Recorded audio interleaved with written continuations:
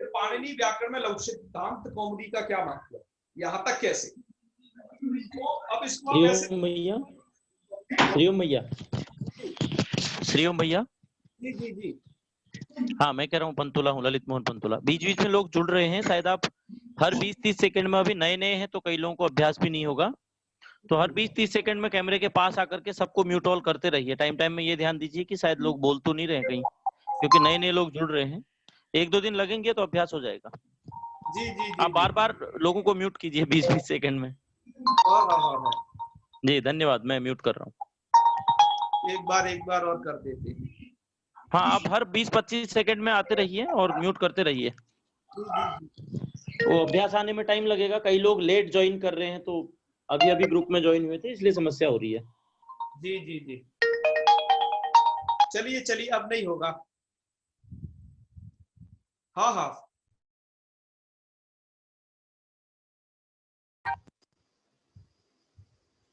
जी सुन पा रहे हैं?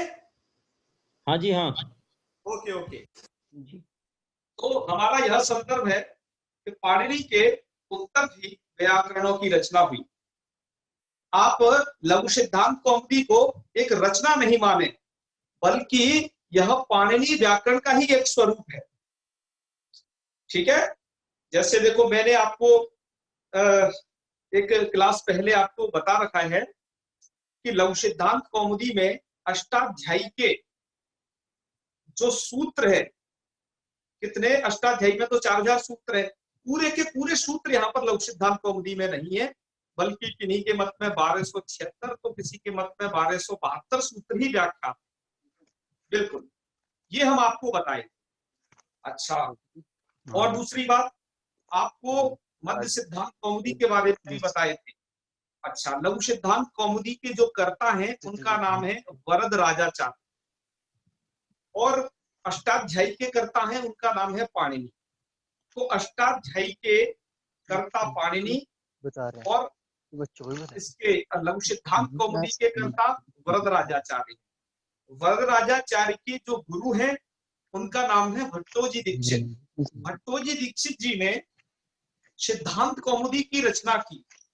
सिद्धांत कौमुदी की उसी रचना को देख करके ही वरदराजाचार्य जी ने लघु सिद्धांत कौमुदी की रचना की। यह जैसा कि गुरुजी ने कल उद्घाटन सत्र में भी कहा था कि वैयाकरण सिद्धांत कौमुदी, जिसको सिद्धांत कौमुदी कहा जाता है, यह भट्टोजी दीक्षित जी की रचना है, जो वरदराजाचार्य जी के गुरु थे।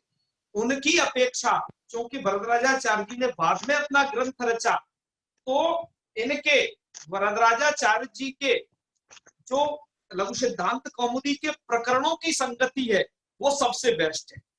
बहुत अच्छे तरीके से प्रकरण रचे हैं। अच्छा, जैसे सिद्धांत कौमुदी में क्या किया गया कि पहले ही खंड में कारक प्रकरण रख दिया, अर्थात सबसे पहले संज्ञा प्रकरण रखा, फिर संधि प्रकरण है, फिर अजंत प्रकरण है, अजंत में भी अजंत हलंत प्रकरण है, और उसके बाद अव्यय प्रकरण रखा। स्त्री प्रत्यय यहाँ रख दिया, देखो उन्होंने क्या रख दिया, स्त्री प्रत्यय, और स्त्री प्रत्यय के बाद कारक रख दिया। अब देखिए, स्त्री प्रत्यय का ज्ञान कब हो सकता है? जब व्यक्ति को तद्धित का भी ज्ञान हो, उसे तद्धित आता हो, उसे कृदंत आता हो।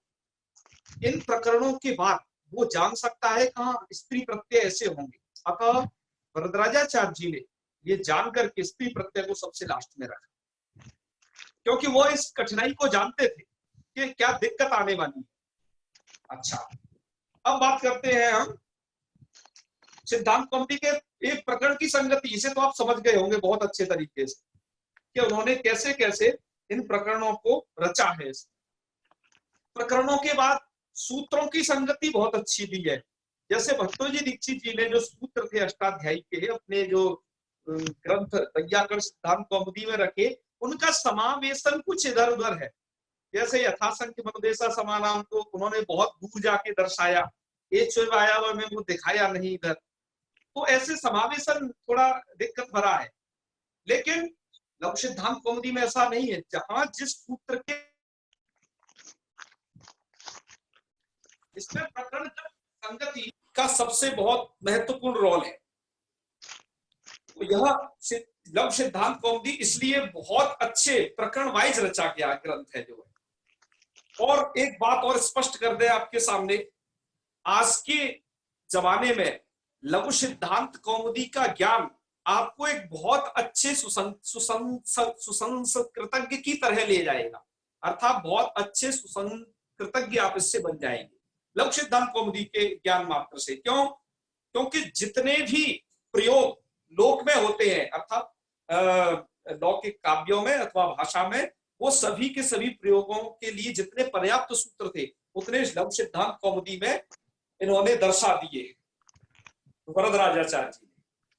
अच्छा, तो अब आइए कुछ यह बताते हैं आपको कि व्याकरण अध्ययन का प्रयोजन हमने आपको बताया है कि व्याकरण अध्ययन का प्रयोजन है आज के हिसाब से व्याकरण अध्ययन का प्रयोजन है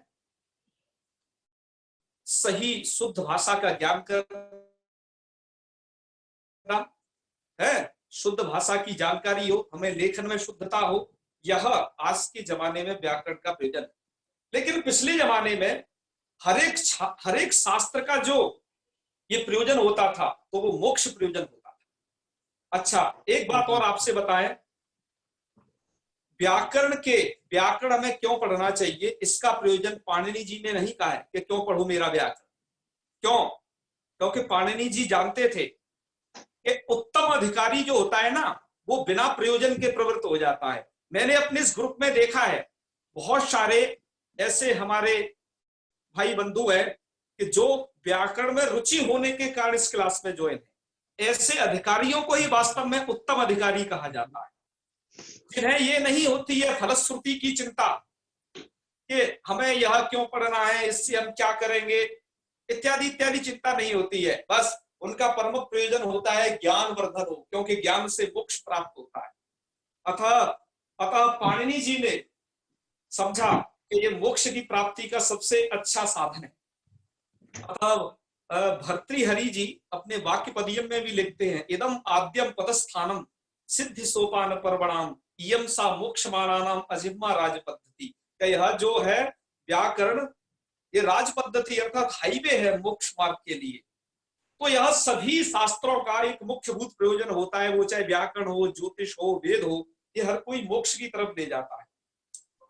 तो यह तो एक ऐसा प्रयोजन है मोक्ष, जिसके विषय में आपसे अब क्या बताएं। आजकल यह प्रयोजन बताएं तो मुझे नहीं लगता कि कोई भी ज्यादा व्याकरण पढ़े, व्याकरण में रुचि हो, है तो यह प्रयोजन जो है ज्यादा रुचिकर नहीं है। आजकल के लोगों को कैसे प्रयोजन चाहिए, यदि आप स्तोत्र वगैरह का पाठ करते हो तो आप स्तोत्र पाठ में देखते होंगे क्या क्या लिखा रहता है, यम यम चिंतयते कामम तम तम प्राप्नोति निश्चितम। जिन जिन कामनाओं को आप चाहोगे, सोच लोगे, वो सभी आपकी मनोकामनाएं पूरी हो जाएंगी। स्तोत्रों की फलश्रुति लिखी रहती है, विद्यार्थी लभते विद्याम, धनार्थी लभते धनम, पुत्रार्थी लभते पुत्रा, मोक्षार्थी लभते गतिम। बड़ी बड़ी फलश्रुति भी रखते हैं। क्यों? फलश्रुति के कारण ही उसके प्रति एक वो आकर्षण बनता है उसे पढ़ने के लिए, कहाँ इस विद्या को पढ़ा जाए। तो पाणिनि जी तो कोई प्रयोजन नहीं कहा, उन्होंने समझे थे कि वो तो उत्तम अधिकारी है, वो तो इसको अपने आप पढ़ेंगे। मध्यम अधिकारियों के लिए सिद्धे शब्दार्थ संबंधे यह कात्यायन जी ने दे दिया, किंतु जो अवर अधिकारी थे उनके लिए बाकायदा पतंजलि जी ने व्याकरण महाभाष्य की जब रचना की तो उसके पसपसान्निक में अर्थात पहले आह्निक में, जिसका नाम पसपसान्निक है, उस आह्निक में उन्होंने तमाम प्रयोजन बताए। इसके सबसे पहला प्रयोजन बताया व्याकरण पढ़ने का, सबसे पहला प्रयोजन समझिए, सबसे पहला प्रयोजन उन्होंने बताया अथ शब्दानुशासन।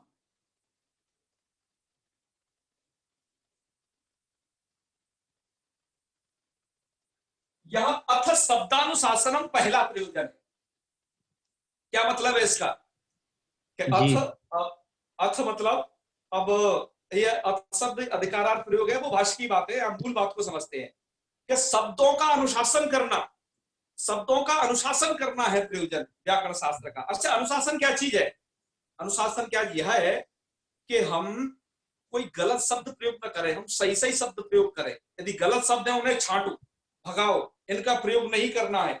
मुझे गौ शब्द का प्रयोग करना है, मुझे गाय, गाई, गोभी, गोणी, गोपोतलिका, गाय के जो तमाम अपभ्रंश है मुझे वो प्रयोग नहीं करने, मुझे क्या करना है? शुद्ध प्रयोग करना है। यही शब्दों का अनुशासन है जी। ठीक है। तो शब्दों के अनुशासन के लिए, अर्थात शब्दों को सही अनुशासित करने के लिए कि नहीं हमें यह ऐसे प्रयोग करना है, ये शब्द ऐसे ठीक है, ऐसे करोगे तो गलत है, इसी सब को कहते हैं अनुशासन। जैसे कक्षा में देखते हो ना, हाँ कि सभी एक लाइन में बैठ जाइए, तो सब बच्चे एक लाइन में कि हाँ सरस्वती शिशु मंदिर में पढ़े होंगे तो अगर ये हाँ हाथ बांध लो जी, ये तो ये अनुशासन है। यही शब्दों का अनुशासन कैसा होगा कि आपको क्या विभक्ति प्रयोग करनी है सही, क्या लिंग प्रयोग करना है, उच्चारण शब्द का कैसे करना है। ये नहीं कि कोई शब्द उच्चारण कंठ तालु मूर्धा होता है, आप उसे कहीं का कहीं उच्चारण कर दो। तो सबसे पहला प्रयोजन अथ शब्दानुशासनम। इसके बाद उन्होंने सोचा कि इसको भी ज्यादा लोग समझ नहीं पाएंगे और सरल किया। उन्होंने व्याकरण महाभाष्यकार ने इसके बाद 5 प्रयोजन आपको बताए। 5 प्रयोजन देखिए। सबसे पहला प्रयोजन इसके बाद, ये तो क्या है, ये तो देखो मोक्ष प्राप्ति परम प्रयोजन है ना, वो इतने सुपीरियर, सबसे बेस्ट है ना, सुपीरियर प्रयोजन। और उसके बाद कुछ प्रयोजन बनता है जो लौकिक दृष्टि से, उनमें पहला है शब्दानुशासन। तो जो मोक्ष है वो तो सभी शास्त्रों का एक जैसा प्रयोजन है, तो उसे मैं अभी उसको फर्स्ट नंबर पे नहीं, उसे तो और भी परम कोटि में रख दिए। तो फर्स्ट नंबर पर हो गया ये अब शब्दानुशासनम। अब सेकंड नंबर पर अब देखो भाष्यकार ने उसके बाद 5 प्रयोजन और बच्चा बताए। सबसे उसमें भी बताया रक्षा, एक प्रयोजन बताया क्या, रक्षा। रक्षा मतलब उसकी भाष्यकार ने खुद व्याख्या की है कि जी वेद की रक्षा के लिए व्याकरण पढ़ना चाहिए जी। ठीक है। देखो हमारा लघुकौमुदी पढ़ने का प्रयोजन क्या है, हम लौकिक संस्कृत की भी रक्षा करेंगे और दूसरे वैदिक संस्कृत की भी रक्षा करेंगे, है ना। पर हाँ, वैदिक संस्कृत की रक्षा के लिए मैंने कहा कि इसमें थोड़ा वैदिक प्रकरण नहीं है, आपको सिद्धांत कौमुदी भैया क्षमता मध्य सिद्धांत कौमुदी है जो इसका अपग्रेड वर्जन है थोड़ा लघु सिद्धांत कौमुदी का, उसमें वो थोड़े प्रकरण है, वैदिकों को वो अवश्य पढ़ने चाहिए। जो वेद के स्टूडेंट हैं उनको अवश्य जानने चाहिए, वेद के आचार्यों को वो जानने चाहिए। उसमें स्वर विधि दी है कि कहाँ उदात्त करना है, कहाँ अनुदात्त करना है, स्वरित की स्थिति कैसे होगी, इत्यादि इत्यादि का बहुत अच्छे तरीके से समावेश है। ठीक है। तो चलिए हम आपको ऐसा लिखेंगे, थोड़ा बड़ा लिखेंगे जिससे आपको दिखाई दे, आपको परेशानी नहीं होगी। कुछ तो लोग लिख सबसे रहे हैं पहला कि लिखा हुआ बोर्ड नहीं दिख रहा है। रक्षा दिखाई दे रहा है आपको ब्लैक बोर्ड में? कुछ लोग कह रहे हैं कि नहीं दिख रहा है, या थोड़ा सा हो सकता है उनका नेटवर्क ठीक ना हो। मुझे तो दिख रहा है। दिख रहा है सर। हम और बड़ा लिखेंगे, चिंता नहीं करें। उसके बाद रक्षा के बाद एक ऊहा प्रयोजन बताया। क्या है ये? ऊहा। ऊहा। हाँ हाँ, ये क्या है, थोड़ा ये उनके लिए ऊहा प्रयोजन है जो हमारे कुछ लोग कर्मकांड इत्यादि कराते हैं, उनके लिए प्रयोजन है ऊहा। ऊहा में क्या चीज आती है, मैं इसको बहुत इससे छात्रों को बताता हूं कि उन्हें बहुत ऊहा को जानने की बड़ी उत्सुकता रहती है। ऊहा क्या चीज है? देखो वेद में जो मंत्र है वो सभी विभक्तियों में नहीं कहे गए, ठीक है ना, सभी विभक्तियों में नहीं कहे गए, सभी वचन में नहीं कहे गए। तो क्या है जैसे और पर हमें वह मंत्र अब प्रकृति याग के बजाय अब विकृति याग में, विकृति यज्ञ में प्रयोग करने हैं। तो क्या करें, प्रकृति याग में जो मंत्र था भगवान सूर्य के लिए बताया गया, विकृति याग में जो है अग्नि का तुम्हें आधान करना है, वहां पर अग्नि का आधान करना है। तो वहां पर क्या चीज है कि मंत्र तो है नहीं, मंत्र नहीं है, लेकिन एक वाक्य उच्चारित किया गया, प्रकृतिवत विकृति कर्तव्य, अर्थात प्रकृति याग की तरह ही विकृति में करना चाहिए। तो क्या करना चाहिए, प्रकृति याग में मंत्र होता है सूर्यायत्वा जुष्टम निर्वपामि, और विकृति याग में क्या कर देना चाहिए, अग्नि के लिए यदि तुम्हें प्रयोग करना है तो अग्नयत्वा जुष्टम निर्वपामि। तो क्या है, सूर्याय में जो चतुर्थी विभक्ति थी वही विभक्ति आपको अग्नय में प्रयोग करनी है। इसको कहते हैं विभक्ति विपरिणाम करना, वचन विपरिणाम करना, ऊहा कहलाता है। और आपको ऊहा का सबसे बड़ा जो कि बहुत ज्यादा आने वाला प्रयोजन वो ये है, आप जब संकल्प पढ़ते हैं तो संकल्प में क्या होता है, जब आप किसी यजमान के यहाँ जाते हैं तो कहते हैं कि अमुक शर्मा अथवा वर्मा गुप्त इत्यादि जो यजमान है उसका नाम लेकर के उसके अमुक कार्य की सिद्धि के लिए यह हमें मैं यह अमुक कार्य कर रहा हूं। तो ये कैसे बोल पाओगे इतनी सारी ऊहा कि मैं अमुक कार्य के लिए यह कार्य कर रहा हूं, तो एक बोल कैसे पाओगे, बोल जब ही पाओगे जब आपको थोड़ा व्याकरण का नॉलेज होगा, विभक्ति प्रत्यय वगैरह बड़े आसानी से लगा पाओगे, तब आप इस चीज को आराम से बोल पाओगे। नहीं तो क्या होगा, एक आचार्य जी थे जहां हम गुरुकुल में पढ़ा करते थे, तो व्याकरण का उन्हें बहुत हल्का फुल्का ज्ञान था। तो वो कैसे ऊहा करते थे, देखो उनकी एक मैं ऊहा आपको उदाहरण देता हूं कि व्याकरण नहीं पढ़ने से कैसे कैसे अनिष्ट हो सकते हैं, वो आप थोड़ा सोचिएगा। एक यजमान आया आचार्य जी के पास, आचार्य जी ने कहा, वो यजमान ने कहा कि यह मेरी पत्नी मुझसे थोड़ा प्रीति नहीं करती है, प्रेम नहीं करती है, तो ऐसा कुछ अनुष्ठान कर दिया जाए कि जिससे मेरी पत्नी मुझे अधिक प्रेम करने लगे। तो आचार्य जी ने कहा ठीक है, अनुष्ठान आरंभ हुआ और अनुष्ठान के आरंभ में संकल्प हुआ है। और संकल्प में क्या बोला उन्होंने कि यजमानस्य पत्न्याः प्रीति प्राप्त्यर्थम, अर्थात यजमान की पत्नी की प्रीति की प्राप्ति के लिए है अमुक अहम अमुकम अमुक कर्म करिष्ये, ऐसा उन्होंने बोला। तो इसका मतलब क्या हुआ, यजमान की पत्नी की जो प्रीति है वह उस ब्राह्मण को मिल जाएगी। ये शब्द, जबकि बोलना क्या चाहिए था, बोलना ये चाहिए था कि यजमान की पत्नी की प्रीति यजमान को प्राप्त हो। ऐसा ना बोल करके उन्होंने क्या बोल दिया कि यजमान की प्रीति, यजमान से पत्नियां प्रीति प्राप्त्यर्थम, यजमान की पत्नी की प्रीति की प्राप्ति के लिए और मैं ये क्यों कर रहा हूं। तो बताओ क्या ऐसे अनुष्ठान सफल होंगे? क्यों? क्योंकि अब उसके प्रेम है वो तो उस ब्राह्मण को मिल जाएगा। तो ये व्याकरण न पढ़ने से ऐसी ऐसी दुर्दशाएं होती है उस स्तर पर। हाँ, वो एक अलग बात है, जो कहा जाता है कि मूर्खो वदति विष्णाय विज्ञ वदति विष्णवे उभयोस्तु समम फलम, क्योंकि भावग्राही जनार्दन। तो भावग्राही जनार्दन वाली जो स्थिति है कि जहां दोनों को समान फल प्राप्त होगा, तो वो भावग्राही वाली बात अलग है।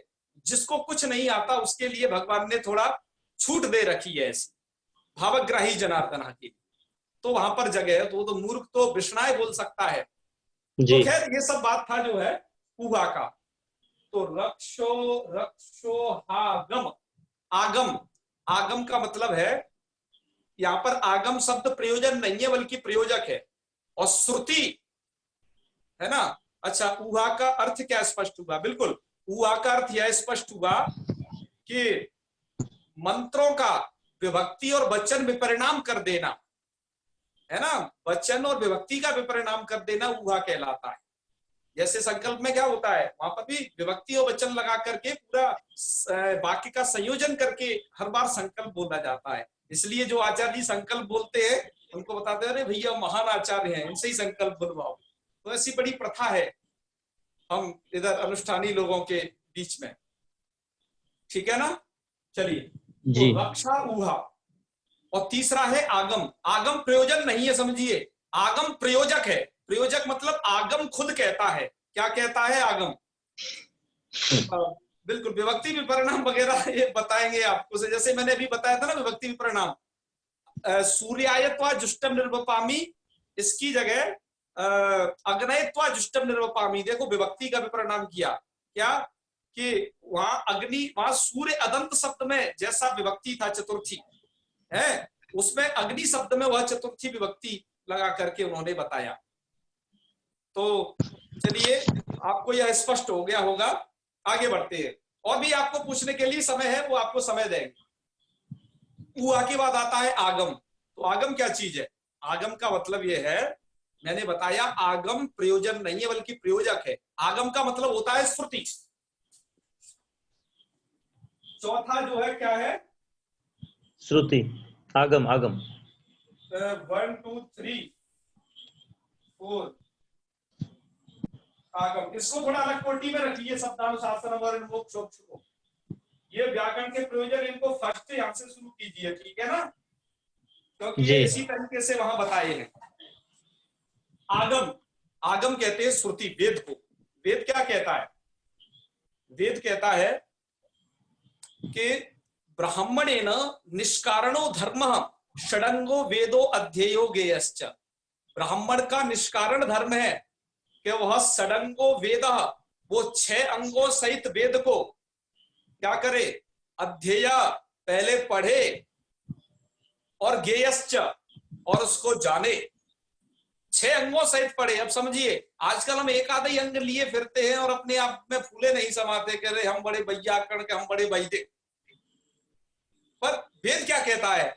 निष्कारण धर्म है। निष्कारण का मतलब आजकल की तरह जॉब नहीं कि मुझे जॉब चाहिए, कि मेरा बहुत बड़ा नाम होना चाहिए। नहीं नहीं नहीं, निष्कारण शब्द देखो प्रयोग किया गया है, क्या वो ऋषियों की परंपरा थी। तो ब्राह्मणेन निष्कारणो धर्म षडंगो वेदो अध्यय, 6 अंगों सहित पढ़ना चाहिए। वेद के 6 अंग आपको पता हो, शिक्षा, कल्प, निरुक्त, ज्योतिष है, ये सब 6 अंग हैं, आपको पता हो, ढूंढ लेना आप, कुछ चीज आप भी सर्च करिए।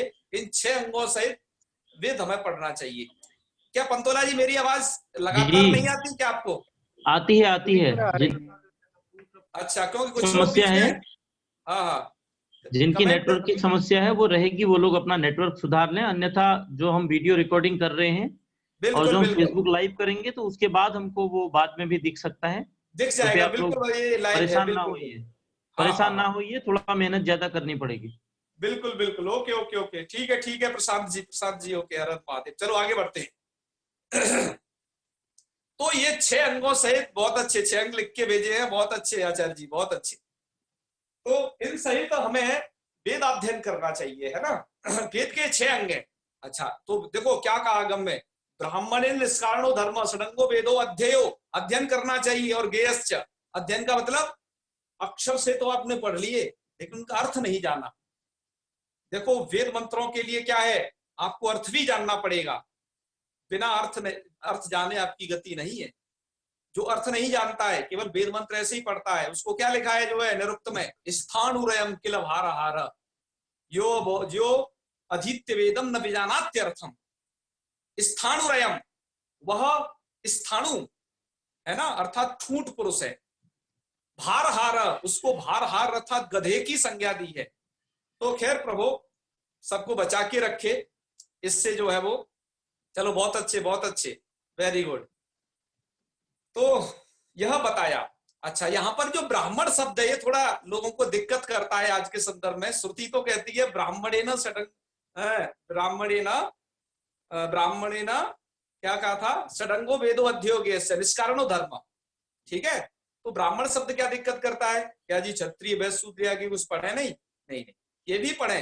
ब्राह्मण का उसमें निष्कारण पढ़ना है, और ये लोग सकारण पढ़े तो दूषण नहीं है। ये क्या, ये बात है। ब्राह्मण तो पढ़े पर वो निष्कारण पढ़े, क्योंकि ब्राह्मण का पहले अध्ययनम अध्यापनम यजनम याजनम जो कहा गया है मनुस्मृति में, आप देख सकते हैं, ठीक है ना। चलिए, तो ये आगम को आप समझ गए हो। तो वेदो अध्ययो, अध्ययन करें, और गेयश्च, उसे जाने भी, ठीक है ना। केवल पढ़ने से काम नहीं चलेगा कि हाँ पुता की तरह रट गए, उसको मतलब कुछ नहीं समझते उसका। तो रक्षा हुआ आगम। अच्छा, रक्षो आगम, और तीसरा है लघु, चौथा है ना, क्या है ये, लघु। ये है लघुअर्थम चाध्येयम व्याकरणम। लघुअर्थम का मतलब क्या है, ये थोड़ा आपको समझना चाहिए। लघुअर्थम का मतलब है शॉर्टकट। यदि आप शॉर्ट में समझना चाहते हो, क्योंकि यह जो शब्द राशि है वो बड़ी विशाल है। जो शब्द राशि है वो क्या है, विवेक चूड़ामणि में शंकराचार्य जी लिखते हैं, शब्द जालम महारण्यम चित्त भ्रमण कारणम। ये शब्द जाल कैसा है, महाअरण्य की संज्ञा दी शब्द जाल। चित्त भ्रमण कारणम, इसमें चित्त घूम जाता है व्यक्ति का, ऐसी संज्ञा दी उसको। तो यह इसका क्या मतलब है? इसका मतलब यह है कि जो आचार्य पाणिनि जी ने जो अपने सूत्रों की रचना की है, उनके सामने तमाम शब्द हुआ करते थे, सूत्र नहीं, सूत्रों के द्वारा उन्होंने शब्दों को देख देख करके सूत्र बनाए। जैसे उन्हें लगा कि जी इन जगह एड़ शब्दी है, तो उन्होंने क्या किया, एक एड़ची नाम के सूत्र की रचना कर दी। अर्थात उन्होंने प्रयोग देखे, उन्होंने काव्यों में, पुराणों में और अन्यत्र अन्यत्र जहां संस्कृत जगत, उस जगत में जो जो प्रयोग देखे है, उन शब्दों को देख करके उन्होंने अपने सूत्रों की रचना की है।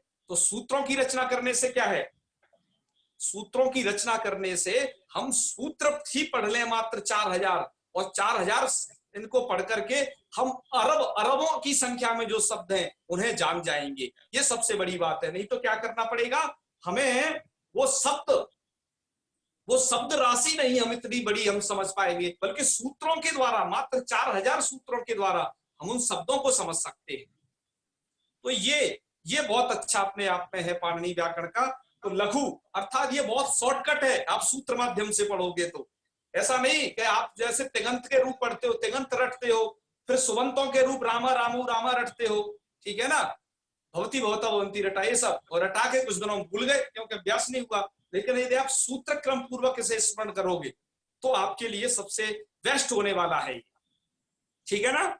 यस, तो यह हो गया लघ्वर्थम। लघ्वर्थ के लिए व्याकरण पढ़ना चाहिए। और सबसे अंतिम जो प्रयोजन, जो 5वां उन्होंने बताया, वो है आपका असंदेहार्थम। असंदेहार्थम, असंदेह अर्थात आप संदेह रहित होने के लिए व्याकरण पढ़े। क्यों पढ़े? संदेह रहित होने के लिए, आप निर्भय पूर्वक वाक्यों का प्रयोग कर पाए। जैसे कई सारे लोग जब संस्कृत बोलते हैं तो उन्हें अभी यह दिक्कत होती है, क्या मैं प्रयोग कर रहा हूँ सही है या ये गलत है, तो इस पर उनका कुछ अपना नियंत्रण नहीं होता। लेकिन आपको ये सूत्र याद है तो आप कह दोगे नहीं ये शब्द शुद्ध है, क्यों, सूत्र ये कहता है। तो आप सूत्रों के द्वारा शब्द को समझ रहे हो। तो आपने आज व्याकरण के यह प्रयोजन समझे, इन प्रयोजन से आपको अवगत हो गया होगा। जी, आवाज मेरी आ रही है ना? जी आ रही है। जिन लोगों की नेटवर्क समस्या है उनको दिक्कत है। चलिए वे लोग या तो बिल्कुल जी आचार्य जी, बिल्कुल सही आपकी आवाज आ रही है। बिल्कुल चिंता ना करें, इतना सुंदर तरीके से आप पढ़ा रहे हैं। और जहाँ आवाज नहीं आ रही है वहाँ नेटवर्क प्रॉब्लम है। बिल्कुल ऐसा ही कुछ हो सकता है, कोई बात नहीं। जो है वो जो रिकॉर्ड हम लोग कर रहे हैं या फेसबुक लाइव जाएंगे तो वो लोग चिंता न करें, बाद में भी देख सकते हैं। हाँ, वो कल भी होगा, वो सब उसकी चिंता नहीं करें, आपको सब मिलेगा श्रवण के लिए। आप लोग इस चीज के लिए परेशान ना हों कि आवाज नहीं आ रही है, वीडियो नहीं आ रही है, आपके नेटवर्क ठीक नहीं होगा। तो व्याकरण पढ़ने के ये 5 प्रयोजन है। इसके अलावा पतंजलि जी ने वो 13 प्रयोजन और बताए हैं, उन पर हम कोई चर्चा नहीं करना चाहते क्योंकि वो व्याकरण महाभाष्य का विषय है। यहाँ आपको थोड़ा प्रयोजन बताना जरूरी था। उनका हम जब करेंगे जब आपको कभी भविष्य में हम व्याकरण का पस्पसान्निक पढ़ाएंगे। तो पस्पसान्निक पढ़ाने के लिए व्याकरण महाभाष्य का, जी व्याकरण महाभाष्य का पस्पसान्निक पढ़ाएंगे, तब उसकी कभी चर्चा करेंगे उन 5 प्रयोजनों की। तो लेकिन उसमें सबसे पहला जो दुष्ट शब्द की एक थोड़ा सा चर्चा कर देते हैं कि यदि आप अशुद्ध शब्द बोलते हो तो उसके लिए कहा गया है दुष्ट शब्द स्वरतो वर्णतो वा। यदि आप शब्द को दुष्ट कर देते हो, किससे, स्वर से या वर्ण से। वर्ण से तो हम सब लोग समझते हैं कि कोई एक किसी वर्ण के स्थान पर कुछ और वर्ण बोल दिया। जैसे पंडित जी अनुष्ठान कर रहे थे, उन्हें यह करना था कि भार्याम रक्षतु भैरवी, देवी के कवच में जो आता है, दौर्भाग्यवशात वो भार्याम भक्षतु भैरवी कह गए। एक शब्द के विपरिणाम से क्या हुआ, उनकी पत्नी को, उनकी भार्या को भैरवी जी खा गई। तो रक्षतु की जगह भक्षतु करोगे तो ये दिक्कत है, ठीक है ना। तो शब्द आपको जानना चाहिए। दुष्ट शब्द चाहे तो वो दुष्टा शब्द स्वरतो वर्णतो वा, चाहे तो वो स्वर से दुष्ट हुआ हो या वर्ण से दुष्ट हुआ हो। वर्ण से दुष्ट का उदाहरण आपको प्रस्तुत कर दिया। स्वर से दुष्ट का उदाहरण है वृत्तासुर वाला, जो नीचे का है, सवाग वज्रम यजमानम हिनस्ति यथेन्द्र शत्रु स्वरतो पराधा। जैसे एक वृत्तासुर था, त्वष्टा ऋषि ने उसे उत्पन्न किया और मंत्र बोला उन्होंने, इंद्र शत्रु वर्धस्व। इंद्र शत्रु वर्धस्व में उन्हें अंत में उदात्त पढ़ना चाहिए था, लेकिन वो क्या कर गए, बहुब्री समास के कारण वो वहां मतलब वो आदि उदात्त पढ़ गए, जिससे वहां बहुब्री समास हो गया। तो तो स्वर से क्या होता है, स्वर से भेद हो जाता है, किसमें, अर्थ में। समझिए, वर्णों से ही भेद नहीं होता केवल, व्याकरण में क्या लिखा है, दुष्टा शब्द स्वरतो वर्णतो वा, स्वर से भी अर्थ में भेद हो जाता है। आजकल यह आप और हम लोगों के लिए समझना थोड़ा दिक्कत भरा हो गया है, अभी स्वर का ज्ञान नहीं है। जी कब उदात्त किसने उदात्त बोला, कब उदात्त या कब अनुदात्त बोला, ये समझने के कारण वो परिपाठी, वो प्राचीन परिपाठी हमसे आज लुप्त हो गई है। तो अब ये समझिएगा आप कि दुष्ट शब्द चाहे स्वरते हो जाए वर्णते हो, स्वर से यदि दुष्ट हो गया तो क्या हुआ था, जो त्वष्टा ऋषि यज्ञ कर रहे थे कि इस यज्ञ से उत्पन्न पुत्र इंद्र का वध कर दे, लेकिन नहीं हुआ। स्वर के भेद के कारण क्या हो गया, इसमें अर्थ में भेद हो गया, जिससे क्या हो गया, इंद्र से मरने वाला ही पुत्र उत्पन्न हुआ।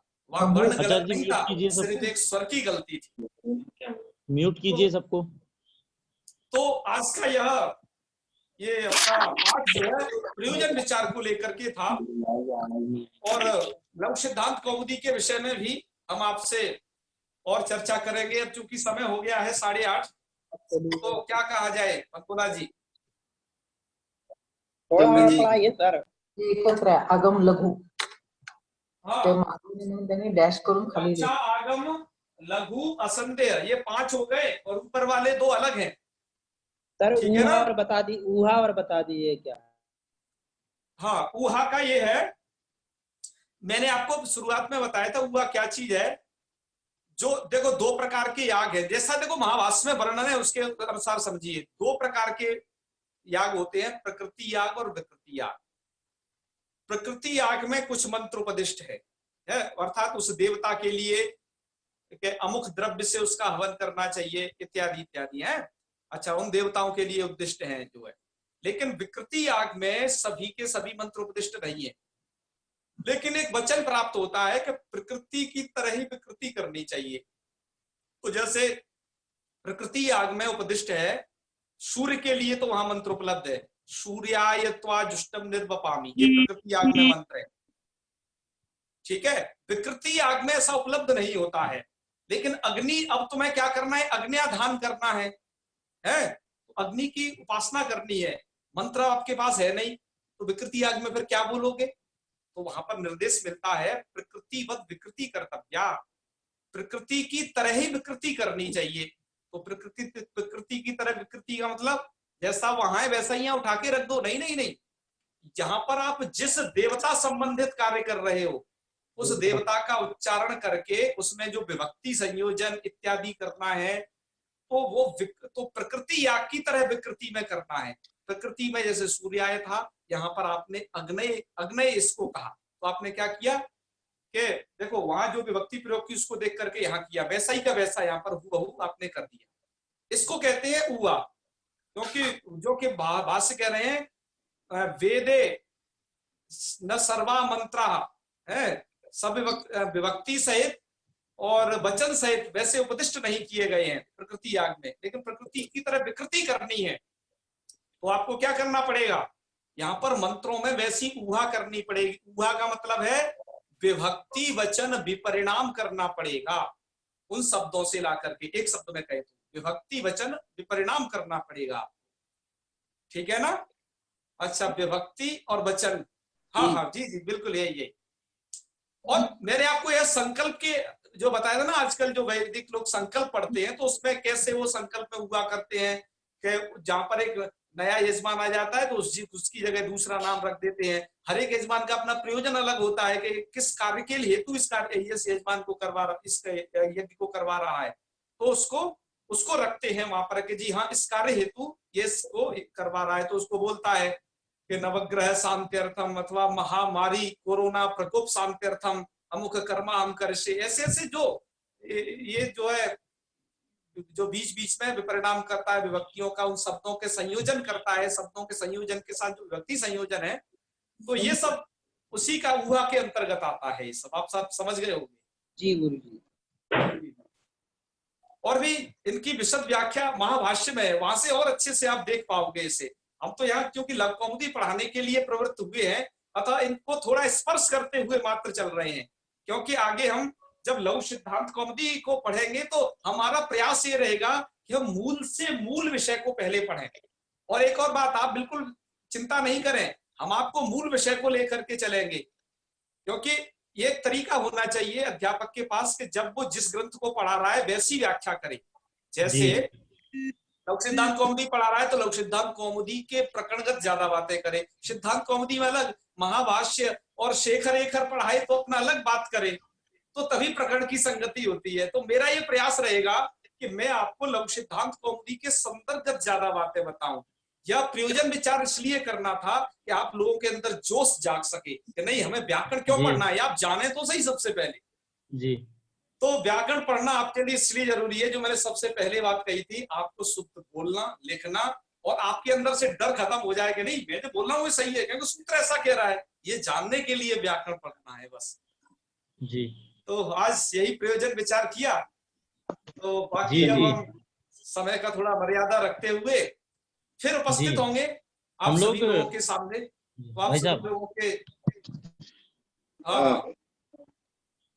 मैं कह रहा हूँ कि हम लोग डाउट के लिए हम लोग कक्षा रखेंगे अलग से एक दिन, जैसे कल अष्टमी है उसकी भी सूचना देनी थी, मुझे कुछ सूचनाएं देनी है।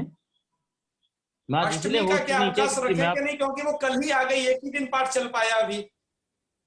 ये तो कल ऐसा करते हैं अष्टमी को चलने दीजिए, अभी कल अष्टमी चलने देते हैं, आगे से करेंगे। बिल्कुल फेसबुक पेज क्या है हम आपको बता देंगे, फेसबुक पे लाइव आ जाएगा, फेसबुक पेज का नाम ये डाल चुके हैं कई बार। शर्मा जी ये ललित जी एक मिनट, ये शर्मा जी नीचे एक 3 डॉट दिखाई दे रहा है ना, उससे लाइव भी हो जाओगे आप तुरंत यहीं से। रिकॉर्डिंग से नहीं, रिकॉर्डिंग के साइड में 3 डॉट दिखाई दे रहे होंगे आपको। हाँ हाँ उस डॉट पे करिए, ऊपर दिखाने आ रहा होगा लाइव ऑन फेसबुक। अच्छा पहले इसको रिकॉर्डिंग को पॉज कर देते हैं ना।